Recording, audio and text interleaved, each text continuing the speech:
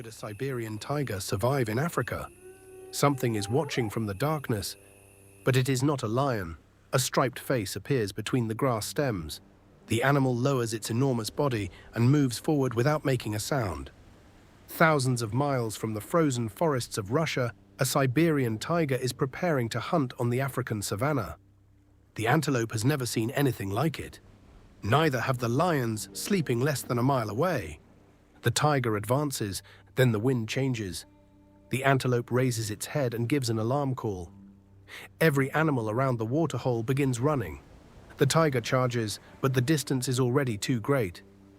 After several seconds, it stops. Its mouth opens, its sides expand with every breath. And even though the sun disappeared hours ago, the ground is still releasing the day's heat. The tiger has survived its first African night, but morning is coming, and the heat will not be its greatest problem.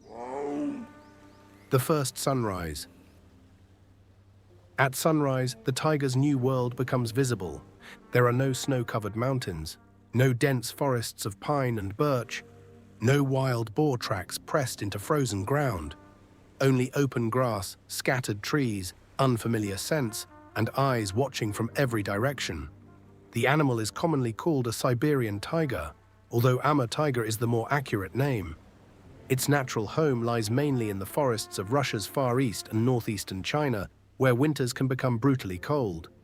Its large body, heavy seasonal coat, and insulating fat help it conserve heat. Those advantages now create the tiger's first challenge.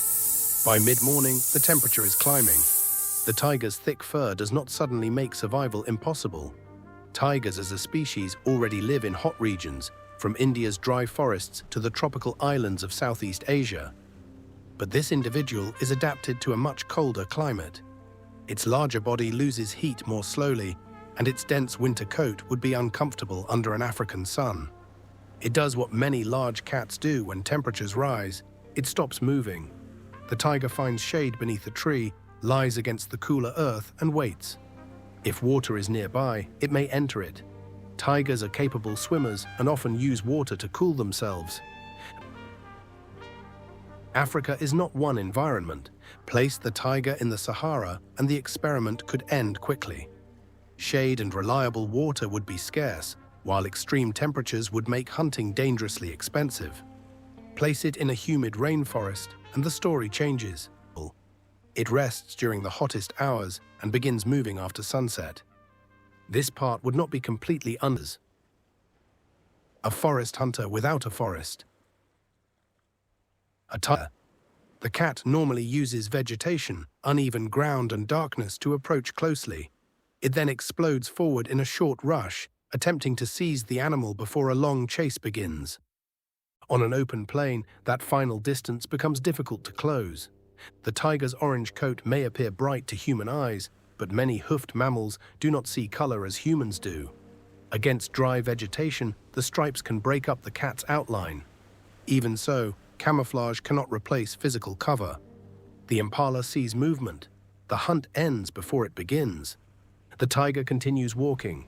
In its natural range, an unsuccessful night can force a tiger to travel many miles, searching for another opportunity. Africa offers plenty of large animals, but abundance does not mean easy prey. Zebras can kick. Wildebeest carry curved horns. Cape buffalo can turn a predator into the target. Even warthogs may disappear underground or defend themselves with sharp tusks. The tiger does not need to defeat Africa's strongest animal. It needs to identify one vulnerable individual without becoming injured. Then it finds something familiar. The first successful hunt. Near the river, the vegetation becomes denser. The temperature drops. The tiger enters the shadows, and for the first time, its body almost disappears. A young antelope walks along the edge of the brush. The tiger lowers its head. One step, then another. The distance closes. 20 meters, 15. The antelope turns slightly, but it does not detect the cat behind it. At 10 meters, the tiger attacks. The antelope accelerates, but the tiger is already close enough. Its front paws strike the prey's hindquarters. Both animals disappear into the grass. The tiger has made its first kill in Africa. Its basic hunting method still works, its muscles still work, its teeth still work. The continent has provided food, but the smell of that food is moving through the night. And unlike the forests of Russia, the tiger is not alone for long. The laughter in the dark. The first call comes from far away. Then another answers. The tiger stops feeding. Several spotted hyenas emerge from the darkness, then several more. A single hyena would be unlikely to challenge a healthy adult tiger directly. A clan changes the calculation.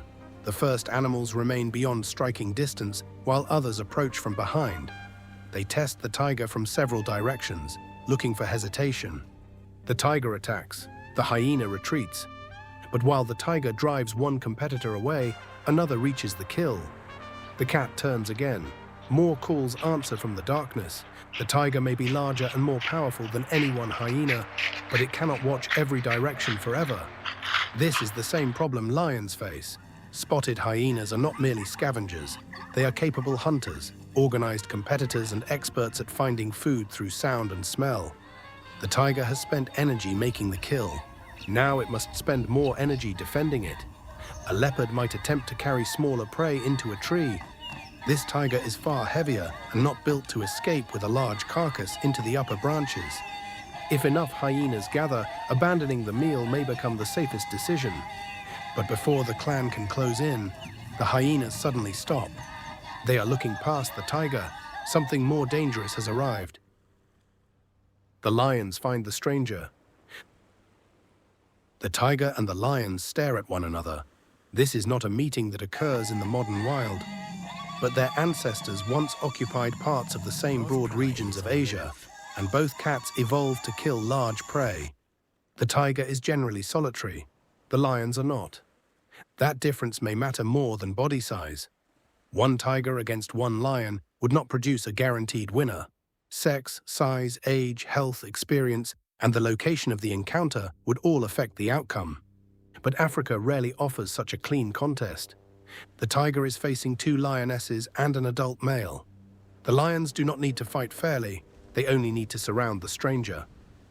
The tiger backs toward the brush. Its front paws remain ready. The male lion advances and stops.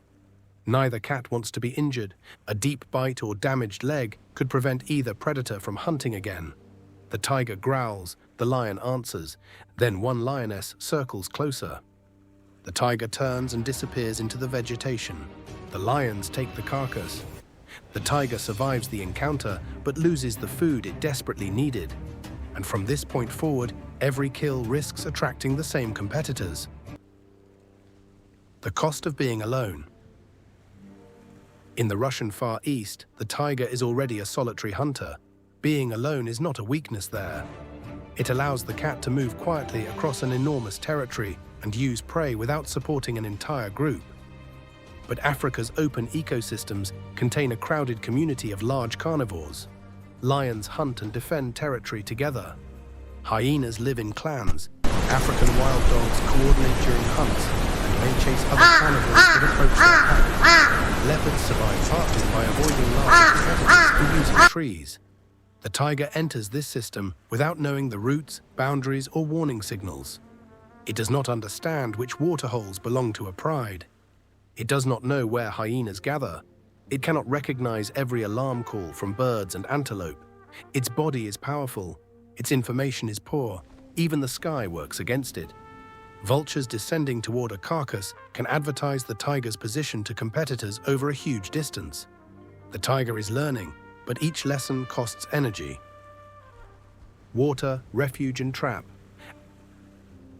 As the sun rises again, the tiger returns to water. It lies with only its head above the surface.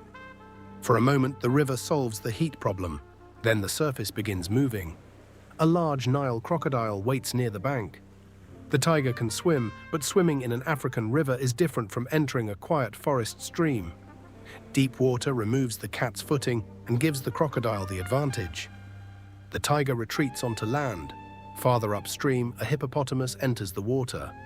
The tiger does not need to understand exactly what the animal is. The size, sound, and direct movement provide enough warning.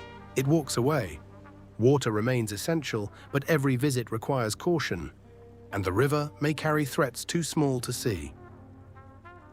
The invisible problem. Heat can be escaped, lions can sometimes be avoided, disease is harder to recognize. A tiger moved suddenly into Africa could encounter parasites, pathogens, and biting insects, to which it had no previous exposure. That does not mean it would immediately become sick. It means survival would depend on more than strength. Its immune system, physical condition, water quality, and exposure would all matter.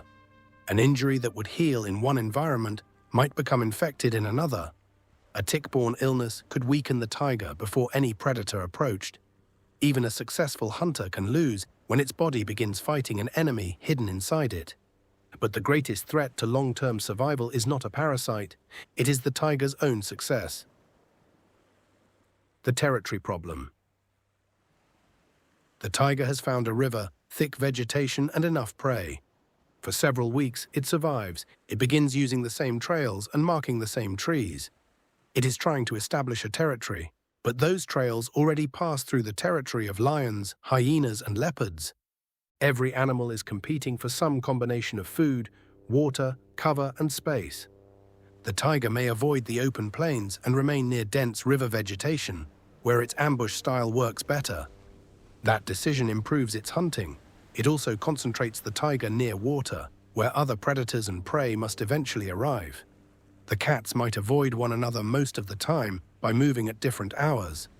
Large predators frequently coexist without fighting at every meeting. But avoiding all conflict indefinitely would be nearly impossible. Sooner or later, a lion pride would find another kill. Sooner or later, hyenas would follow. And even if the tiger survived every confrontation, one question would remain: where is the second tiger? Surviving is not the same as belonging. One healthy Siberian tiger might survive for a time in the right part of Africa. Give it reliable water, dense cover, enough medium to large prey, and a way to avoid the worst daytime heat, and its basic abilities would not disappear. Tigers already occupy an extraordinary range of Asian habitats, from cold temperate forests to tropical mangroves and hot, dry forests. But surviving for several months is not the same as creating a population. A single tiger cannot reproduce. Several introduced tigers would compete with native carnivores, hunt animals with no evolutionary history of facing them, and risk carrying diseases into, or receiving diseases from, a new ecosystem. This would not be a harmless experiment.